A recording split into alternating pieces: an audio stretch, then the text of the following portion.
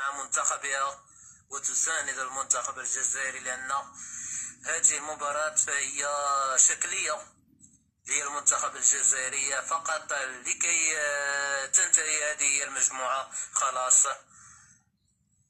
كرة تتجه إلى خارج أرضية الملعب، ستاديوم ملعب 19 مايو أيار في عنابة.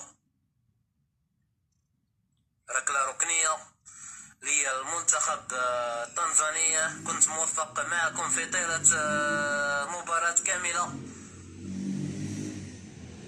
رغم أن المباراة سلبية إلا أن الندية وكذلك طابع القوة الضاربة التي تجتاح هذه المواجهة.